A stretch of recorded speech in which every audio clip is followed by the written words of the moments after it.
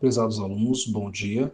Nesta aula de número 5, nós vamos começar o estudo da fase embrionária. Essa fase que dura 8 semanas em seres humanos, e são muitos eventos, então nós vamos dividi-lo em várias aulas. Hoje, nesta aula, nós vamos iniciar a fase embrionária, em específico discutindo a clivagem, implantação do embrião e formação do disco embrionário bilaminar. Esse processo vai durar em torno de 15 dias.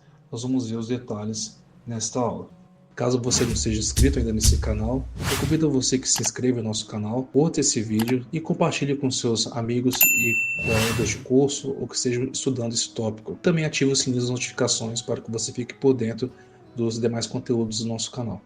Ok, pessoal, então após a fecundação, então nós temos, relembrando a aula passada, né, vai se formaciar, né, a célula ovo ou zigoto, né, que é uma célula totipotente que dará origem a todas as células do novo indivíduo, a todo novo indivíduo. É a primeira célula do novo indivíduo, ok? Então, falando especificamente do desenvolvimento, nós já sabemos que o desenvolvimento ele se divide na fase embrionária, que é um período que dura 8 semanas, os 2 primeiros meses de gestação, ou 8 semanas, e da 9ª semana até a 38ª semana, em média, até a 40ª semana, até a 42ª, depende muito da gestação, nós teremos o período fetal, que é onde os órgãos que foram formados na organogênese, eles passarão por um processo de crescimento e maturação fisiológica, né? E morfofisiológica também, porém toda a estrutura, toda a diferenciação celular dos órgãos, ela foi realizada lá na organogênese, que vai da 4ª à 8ª semana. A gente vai falar um pouco na aula de hoje, tá ok? Então, nós vamos falar especificamente da fase embrionária, tá ok? Que é a fase que corresponde às 8 primeiras semanas do desenvolvimento, tá ok? Essa fase embrionária, ela pode ser dividida em 3 etapas. A primeira etapa, ela ocorre logo após a fecundação, logo após a formação da célula ovo, que é a clivagem ou segmentação, tá? Depois nós teremos a gastrulação. A clivagem e segmentação, ela também acompanha um período de implantação, né, do blastocisto na parede do endométrio. Esse período ele dura de 1 a 2 semanas, tá ok? A gastrulação, né, depois a fase seguinte, que ocorre na 3ª semana, que é onde se diferenciam os 3 folíolos embrionários, endoderme, mesoderme e ectoderme, que darão origem a todos os tecidos do indivíduo, e a organogênese em si, que é o período onde ocorrerá a formação, né, dos órgãos internos, né, de todos os sistemas, o término da formação do sistema nervoso central, de todos os sistemas do organismo. De forma que quando chega no final da 8ª semana, todos os sistemas do organismo já estão formados, ok? Eles apenas irão passar por um processo de crescimento e maturação na fase fetal, que começa na 9ª semana e vai até a 38ª, ok? A gente vai falar um pouco na aula de hoje sobre o período embrionário, que são essas 8 semanas. Bem, então inicialmente, né, como disse a vocês, a etapa de clivagem ela se inicia logo após a fecundação, né, do ovócito secundário por um espermatozoide. E eu falei com vocês também que quem vai definir a questão do sexo do novo indivíduo será o espermatozoide. Se ele conter o cromossomo X, será uma mulher. Se possuir, né, o cromossomo Y, será um homem. Havendo a fecundação, como nós falamos na aula passada, ocorrerá a formação da célula ovo, ou do zigoto, que já é a célula 2N totipotente, que é a primeira célula do novo indivíduo. Então, a partir do momento que ocorre essa fecundação, né, essa célula, com o passar de poucas horas, começará a fazer uma série de divisões celulares específicas, que nós chamamos de clivagem, tá ok? Clivagem ou segmentação. Por quê? Porque elas se dividirão por mitose, porém será uma divisão que o volume dessa célula vai ser reduzido de tal forma que o grupo de células que será formado por essa divisão vai formar um aspecto de amora, né? Vai formar uma espécie de grupos de células de cacho, né? No formato de uma amora, né? E tanto é que esse grupo de células ele vai originar uma estrutura chamada mórula. Na verdade, são várias células menores, né, que juntas ocuparão o mesmo volume da célula ovo, tá ok? Cada célula menor dessa que se formou nós chamamos de blastômeros, ok? Os blastômeros, eles compõem a mórula, ok? Então, em vários ensaios in vitro, né, nós podemos inclusive pegar um blastômero desse e fazer um teste de biologia molecular para se checar, né, questão de mudança genética ou outros aspectos genéticos, né, obedecendo assim, às questões éticas, isso sem qualquer prejuízo ao embrião, que ele vai novamente se repor e se desenvolver. Bem, essa mórula, né, no quinto dia, ela já se diferencia formando uma espécie de cavidade no seu interior. Isso aqui é uma esfera, tá? Então no seu interior vai se formar uma espécie de cavidade para a entrada de humores ali do ambiente, que nós chamamos de blastocele. Então quando se forma essa blastocele, nós teremos ali a mórula passando para um estágio de blastocisto, que começa no quinto dia, mas que é concluído esse estágio entre o sexto e o sétimo dia. Aí é no estágio de blastocisto que ocorrerá a implantação, né, do embrião na parede do endométrio, ok? Nós veremos depois que o blastocisto ele possui dois conjuntos de células que formarão um trofoblasto, e enquanto que essas células que estão aqui no seu interior, acumuladas em uma das extremidades do blastocisto, formarão ali o embrioblasto, ok? A gente vai falar um pouco disso mais adiante. Então, por isso, pessoal, que a fecundação ela deve ocorrer, né, logo após, né, a ovulação, né, em questão de 24 horas após. Por quê? Porque justamente, né, primeiro motivo para o espermatozoide encontrar o ovócito secundário na ampola, e também para que, à medida que esse embrião agora ele vai migrando até o corpo do útero, dê tempo, né, dele se diferenciar em blastocisto, que é a forma através da qual ela vai se implantar. Então, por exemplo, se a fecundação ocorrer, por exemplo, uma situação fictícia, aqui no corpo do útero não vai haver nenhuma implantação, porque ele vai estar no estágio ainda de clivagem, né, para formar a mórula. Ele não vai estar pronto para poder se implantar aqui na parede do útero, ok? Então vamos falar um pouco, né? Então, clivagem ou segmentação é uma rápida série de divisões celulares que transformam o zigoto diploide em uma massa de células. Essas primeiras divisões resultam na distribuição diferencial de nutrientes entre as células. O embrião torna-se uma esfera sólida de células cada vez menores. O conjunto dessas células irá formar a mórula, e cada célula pequena dessa nós chamaremos de blastômeros, tá ok? Bem, essa mórula, então, né, a partir do quinto dia, assim que ela chegar ao corpo do útero, né, ela terá contato ali com líquidos que induzirão a formação, né, de uma cavidade no interior dessa mórula que será chamada de blastocele. Então, nesse momento, essa mórula passará a ser uma blástula. Por que uma blástula? Porque ela vai ter aquele aspecto esférico, porém com uma cavidade no seu interior. Então ela será uma blástula, como nós falamos anteriormente. Aí as células continuarão sendo chamadas de blastômeros, embora nós teremos nesse momento, eu vou mostrar mais adiante, dois grupos de células, as que formarão um trofoblasto e as que formarão um embrioblasto. As divisões celulares denominadas divisões de clivagem, e o crescimento será exponencial. Então uma célula formará duas formará quatro formará oito formará 16 e 16 32, que é o número máximo de blastômeros que haverá ali numa mórula, né, até ela se diferenciar em blastocisto. Bem, então nós temos aqui então a célula ovo, logo após aqui a fecundação, então ela formará uma mórula, né, com uma série de clivagens, e essa mórula depois formará uma blástula, né, que terá uma cavidade no seu interior e também um acúmulo de células em uma das extremidades, formando ali o embrioblasto, enquanto que a parte mais externa formará o trofoblasto. A gente vai falar um pouco mais nos próximos slides. Bem, a blástula, né, nós já falamos da mórula, né, a mórula ela se divide até que ela tenha um número de 32 blastômeros, né.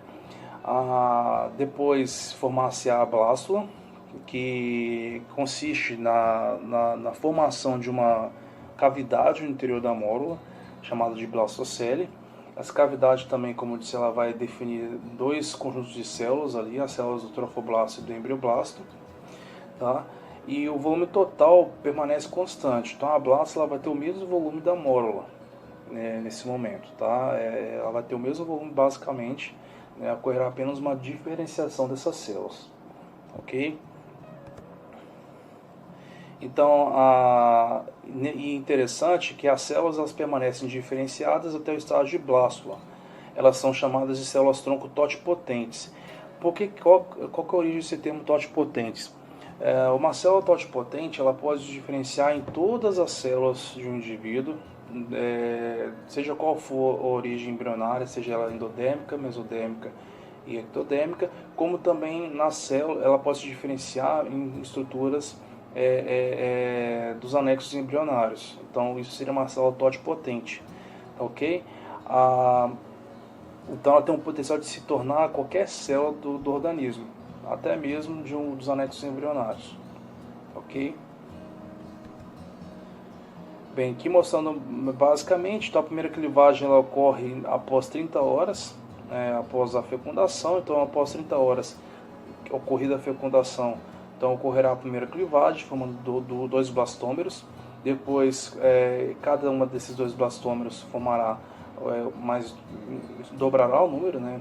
4 blastômeros, 8, né? E assim por diante, até se formar, né, o blastocisto, que quando essa estrutura ela já está lá no corpo do núcleo, né, prestes a ser implantada na parede do núcleo. Bem, aqui de forma bem geral, passando aqui quais são os eventos, né? Então, a ocorrida a fecundação, nas primeiras 12 horas, né, essa célula vai estar se preparando ali para fazer a primeira clivagem, a primeira divisão celular, uma mitose, tá ok? Então, depois de 24 horas já serão 2 células. Veja que veja que a corona radiata ela é mantida, né? Que é justamente aquela quantidade de células, aquelas células residuais foliculares, né, lá do ovócito secundário. Isso é mantido, isso só é perdido quando no estágio blastocele prestes a ocorrer a implantação, tá? E isso faz com que isso ajuda a manter o volume, inclusive, ali do embrião. Depois de 24 horas, né, nas próximas horas ocorrerá a segunda divisão, formando 4 células. 72 horas haverá mais divisões, 16 células, e assim por diante. Tá, ok? A migração dessa estrutura ela se dá através do movimento de microvelocidades das células epiteliais que revestem aqui as trombas uterinas. Tá? Então ocorrerá esse movimento, né, dessas microvelocidades, fazendo com que esse embrião ele se desloque no sentido, né, no sentido ovário-útero. Ok? Isso é importante, pessoal, para justamente evitar, né, de minimizar os riscos de uma gravidez ectópica. Muito embora em alguns casos raros a gravidez ectópica ocorra. O que é gravidez ectópica? Quando o blastocisto que vai se desenvolver, ele se implanta em qualquer região que não seja o útero. Ele pode se implantar nas trombas, ele pode se implantar no ovário, ou até mesmo, né, no peritônio aqui, né, que é a camada de tecido que reveste ali, a mucosa que reveste ali os órgãos internos. Então, ocorrendo essa implantação, é uma gravidez de alto risco, né? Em muitos casos, né, ocorre um aborto espontâneo, e nesse caso, né, essa mãe ela deve fazer uma cirurgia para retirar, né, retirar aquele embrião. Ocorre sim em casos de sucesso, depende muito da gravidez ectópica. Tá? Em muitos casos de gravidez ectópica, a criança ela chega a nascer, se ocorrer nas trombas, por exemplo, né, é um caso assim, bastante complexo, tá? Mas é um caso que também traz algum risco para a mãe. Tá? Então, cada caso deve ser estudado com base nas possibilidades, tá, ok? Se de fato aquela gravidez, o feto ele vai sobreviver, se ele não sobreviveu, então cada caso é um caso, tá, ok? Mas é uma gravidez de risco maior, obviamente, tá, ok? E dependendo da implantação, quanto mais distante for, maior será o risco, né? Então, assim, é um caso que deve ser olhado com bastante atenção. Bem, então, após, né, o 5º dia, haverá a formação do blastocisto, e entre o 6º e o 7º dia, a implantação desse blastocisto no endométrio. Bem, agora a implantação. A implantação, também chamada de nidação, ela compreende a adesão, né, do embrião as células do epitélio endometrial, seguida pela penetração do embrião na mucosa uterina, na mucosa do endométrio. Começa ao redor do 7º dia e em torno do 9º ao 10º dia, após a ovulação, o embrião está totalmente imerso no endométrio, do qual receberá proteção e nutrição durante a gravidez. Tá, ok? Então, após a fecundação, como nós já falamos, né, isso já no começo da 2ª semana, o zigoto ele inicia as primeiras divisões, tá? E como nós falamos, né, do 5º ao 6º, 7º dia, ele já começa a evoluir para o estágio de blastocisto. E esse blastocista, ele tem duas populações de células distintas. Ele possui as células mais externas, que formarão o trofoblasto, e as células que estão internas a esse blastocisto, que formarão o embrioblasto.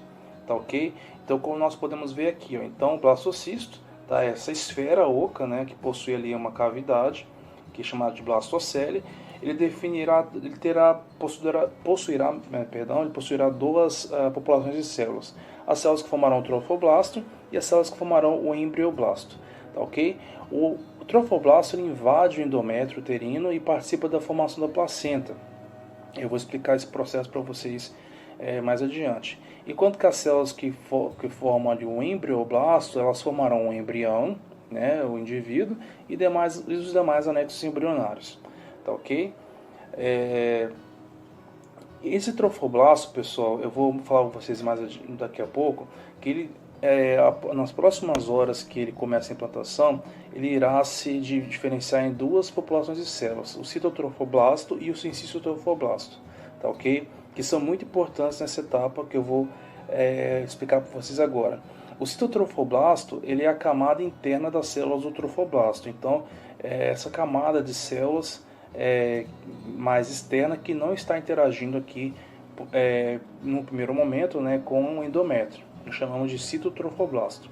Aqui nós temos aqui o embrioblasto, né, também chamado, né, de endoblasto também, e hipoblasto. Ele na verdade vai se diferenciar em endoblasto e hipoblasto, na verdade, né, o embrioblasto. O embrioblasto você deve ter em mente que ele vai formar todo um embrião. Então toda aquela parte de gastro, né, onde ocorrerá a diferenciação nas 3 camadas germinativas, a endoderme, ectoderme e mesoderme, ocorrerá aqui no embrioblasto, tá, ok? O embrioblasto, pelo momento, ele vai se diferenciar, né, em hipoblasto e endoblasto, mas você pode, por enquanto, chamá-lo de embrioblasto. Eu quero chamar a atenção nesse slide, pessoal, no tocante ao sincíciotrofoblasto, que são essas células do trofoblasto que entram em contato aqui com o endométrio. Essas células, pessoal, elas invadem o endométrio e elas são as células que promoverão a implantação do embrião na parede do endométrio. E essas células, à medida que elas vão se implantando e se invaginando para dentro aqui desse endométrio, elas começarão a produzir, as células do sincíciotrofoblasto, elas migrarão no sentido dos vasos sanguíneos que irrigam esse endométrio. Claro, para o embrião começar a buscar ali uma nutrição, ok? Até o momento, quem nutriu o embrião eram as células ali da corona radiata. Essas células, no momento que o embrião começa a se implantar, elas são perdidas, né? E o embrião ele começa a implantação através do sincíciotrofoblasto. Essa estrutura, pessoal, ela começa a induzir a produção do hormônio beta-HCG. O hormônio beta-HCG ele é o primeiro hormônio produzido após, né, a implantação. E qual que é a função do beta-HCG, pessoal? Então, se vocês estão lembrados na aula de fecundação, na menstruação, o que faz o endométrio cair? A menstruação é uma gravidez que não aconteceu. Por quê? Porque à medida que é formado o corpo, quando ocorre a ovulação, forma-se o corpo lúteo. E uma das funções do corpo lúteo é produzir progesterona, que mantém o endométrio, faz o endométrio crescer entre a ovulação e o final da menstruação, né? No entanto, essa produção de progesterona é limitada, ela dura no máximo 2 semanas, um pouco menos que 2 semanas. Então, o que vai acontecer? O corpo lúteo ele se degenera, e quando ele se degenera, obviamente ele deixa de produzir a progesterona. E quando tem uma queda brusca na progesterona, né, essa progesterona não vai mais auxiliar na manutenção do endométrio. Quem mantém o endométrio crescendo e mantém a estrutura do endométrio é a progesterona, tá, ok? Agora, se o corpo lúteo ele se degenerar, a progesterona vai cair drasticamente, logo ela caindo, o endométrio não vai mais sustentar, ele vai cair e haverá assim então a menstruação. Qual que é a função do cisticerofoblasto, pessoal? É produzir o hormônio beta-HCG. Tá, ponto. Qual é a função do beta-HCG? É justamente atuar lá nos ovários, induzindo, né, inibindo, na verdade, a degeneração do corpo lúteo. Na verdade, promovendo a reativação, não a reativação, mas mantendo o corpo lúteo ativo. Então, a função do beta-HCG, que é produzido logo após a implantação, é fazer com que o corpo lúteo continue a sua atividade de produção de progesterona, e isso tem como resultado o que, pessoal? A manutenção do endométrio. O desenvolvimento do endométrio, que ele continue esse desenvolvimento e que ele se mantenha, que ele não caia. Tá, ok? Então é o gatilho que vai iniciar a gravidez, que vai iniciar o processo de gestação, do ponto de vista fisiológico, é o hormônio beta-HCG. E esse hormônio ele é liberado no sangue da mãe, e ele pode ser detectado por duas vias, ou por um exame de sangue, que é a forma mais direta, ou também na urina. Como é um peptídeo pequeno, né, ele é liberado na urina, ele pode ser detectado por um teste de urina. Esse teste de farmácia de gravidez, né, que as mulheres realizam, né, para detectar se está grávida ou não, é basicamente uma medição do beta-HCG na urina da mulher. Então, se a mulher de fato está grávida, né, ela vai ter esse beta-HCG alto no sangue e na urina. Então, com um teste de urina, rapidamente ela vai poder determinar, né, se o beta-HCG está alto. Tá, ok? Professor, o beta-HCG tem falso positivo? Pessoal, no tocante às mulheres, o teste ele é muito eficaz. Não existe nenhuma outra situação que possa levar o beta-HCG a subir, exceto em alguns casos, né, de câncer né, de útero, né, um tipo de miosarcoma, por exemplo, no útero, ou câncer de ovário. Em alguns casos pode fazer o beta-HCG aumentar, mas casos raros, né? Tanto é que o próprio exame ele traz essas situações, como também alguns casos de câncer de testículo em homens também, do beta-HCG em homens pode aumentar. Mas são casos, uma postagem muito menor em comparação, né, com toda a situação ali de teste de gravidez. A mulher já tem uma suspeita e ela vai fazer o teste, uma mulher saudável. Então é um forte indício, quase que conclusivo, de que a mulher de fato está grávida, tá, ok? De que houve implantação. Então quem produz aqui o beta-HCG é o cisticerofoblasto, tá, ok? A função dele é manter o corpo lúteo ativo trabalhando, senão ele vai se degenerar e o endométrio cai, ok? Então aqui o beta-HCG é um peptídeo pequeno, né, com poucos resíduos de aminoácidos.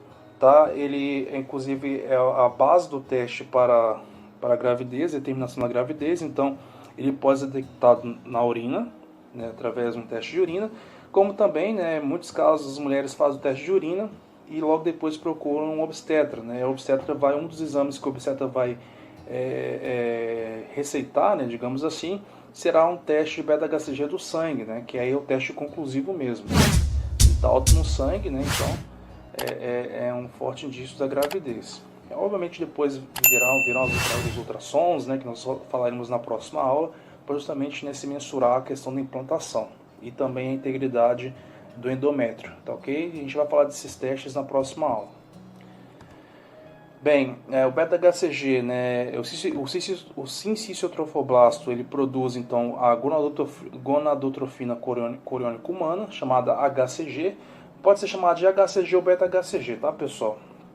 E a função é manter o desenvolvimento das artérias no endométrio, é manter o endométrio intacto, tá? Por que vai manter o endométrio intacto? Por quê? Porque na verdade ele vai induzir o corpo lúteo a produzir progesterona, e essa por sua vez se mantém o endométrio intacto, tá? Inclusive, pessoal, em alguns casos de gravidez, logo nas primeiras consultas, né, logo depois que a mulher descobre a gestação, que ela vai no obstetra, então se recomenda pelo menos nas primeiras 8 semanas que a mulher aguarde um certo repouso. Depois das 8 semanas a mulher pode fazer atividade física normal, tá, ok? Conforme a sua possibilidade física, né? Mas o exercício físico ele requer um certo cuidado nos 2 primeiros meses, até as 8 semanas. Depois de 8 semanas é mais tranquilo, a mulher pode fazer exercício físico. Por que as 8 semanas são importantes, pessoal?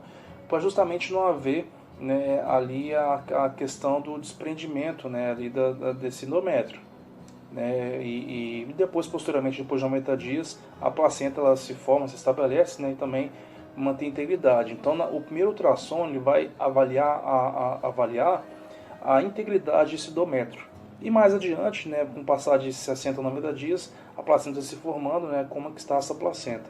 Tá? Então, o beta-HCG ele é importante para detectar a gestação, mas depois é necessário fazer um ultrassom, né, para poder se visualizar ali o embrião, né, que já está bastante desenvolvido, né, no primeiro ultrassom, né, que ocorre em torno dos 2 meses, né, de gestação. Já dá para se detectar, né, a posição dele, a implantação, e também para se avaliar, né, a integridade desse endométrio.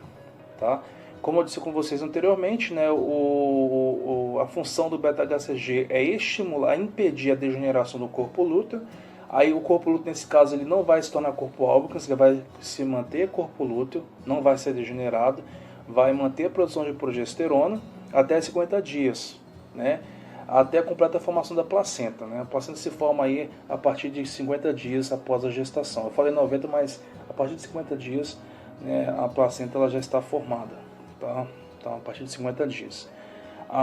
Então, a menstruação e novas ovulações, obviamente, são inibidas. Obviamente, a mulher não pode menstruar, por quê? Porque a progesterona está alta.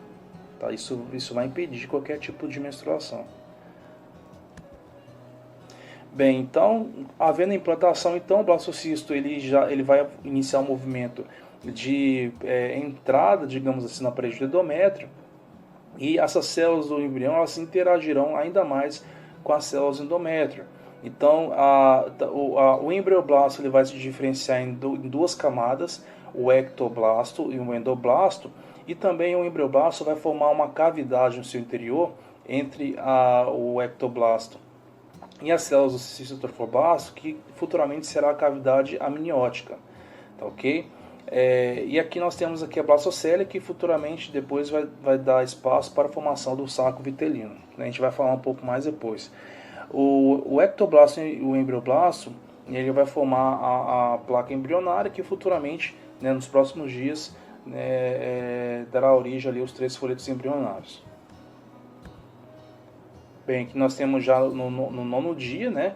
Então é o âmnio, né, sendo formado aqui, né? Nós temos já, né, essas células do hipoblasto já delimitando a cavidade que formará o saco vitelino, né, aqui o endoblasto e aqui o ectoblasto, tá, ok? E aqui nós já temos já a formação do mesoderme embrionário, aqui em rosa. Nessa aula, pessoal, tudo que está em azul será relativo, nós vamos explicar depois, aquilo que vai formar a ectoderme, tudo que está em amarelo vai formar a endoderme, tudo que está em vermelho formará na mesoderme. Mas eu vou explicar isso mais adiante, porque a gastrulação só vai ocorrer a partir da 3ª semana. Então, a gente está ainda no 9º dia ainda. Tá? E aqui nós temos aqui já o embrião se formando, os próximos desenvolvimentos, tá, ok? Então, depois nós teremos aqui a formação do saco vitelino primitivo, né, a partir das células do hipoblasto, e aqui está as células que formarão a ectoderme. E aqui nós temos aqui a cavidade amniótica. Bem, então o blastocisto agora, no final de 14 dias, ele está totalmente inserido na mucosa uterina. Nós já temos já a formação do saco vitelino secundário, né? A formação da cavidade amniótica também. E aqui nós temos aqui a placa embrionária, né? Que é a partir daqui que se formará, né, o embrião propriamente dito. Algo muito interessante no tocante à formação do disco embrionário bilaminar é que ele se dá aos 14 dias e esse tempo ele vai limitar, né, algumas questões importantes no tocante ao evento da gestação gemelar, a gestação de gêmeos. Né? Nós já sabemos, né, quando 2 ovócitos secundários são fecundados por 2 espermatozoides diferentes, nós teremos ali a formação de gêmeos dizigóticos, que pode ser inclusive de sexos diferentes, eles não terão o mesmo genoma.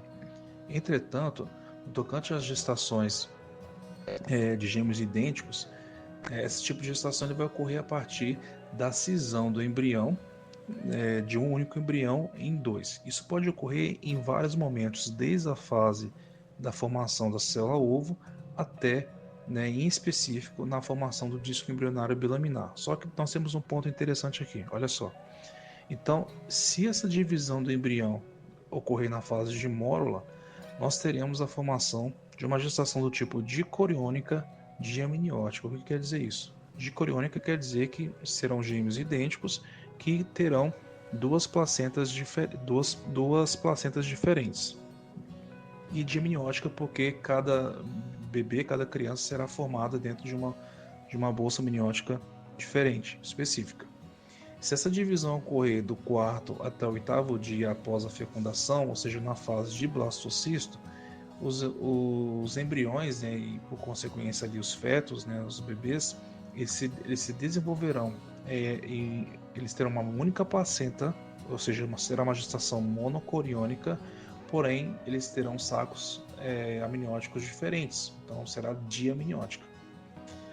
Agora, se essa divisão ocorrer do oitavo até o 13º dia após a fecundação, algo muito raro vai acontecer, em torno de 1% das gestações gemelares ocorre esse tipo de configuração, em que as crianças, os embriões e os fetos, por consequência, eles terão uma única placenta, eles dividirão a mesma placenta e estarão presentes na mesma bolsa amniótica. Isso é o tipo de gestação monocoriônica monoamniótica.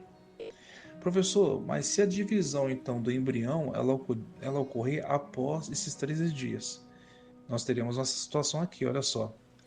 No 14º dia ocorre a formação do disco embrionário bilaminar, que vai definir o corpo de todo o embrião. Se essa divisão ocorrer após 14 dias, nós teríamos a formação de gêmeos siameses, ou seja, dois gêmeos do mesmo genoma, obviamente, porém eles irão compartilhar, tecidos, estruturas em comum.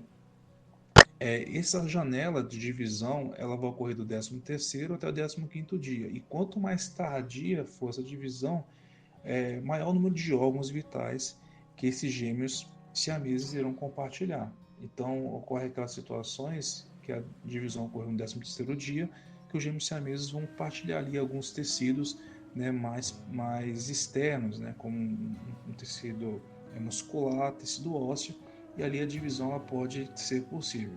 Agora, se essa divisão for mais tardia, próximo ao 15º dia, esses gêmeos irão compartilhar órgãos vitais, órgãos internos muito importantes, inclusive até as mesmas estruturas, como um tronco, por exemplo, um tronco, duas cabeças, ou duas pernas e dois troncos, E nesses casos a separação ela fica inviabilizada, obviamente. Existe a situação também muito específica,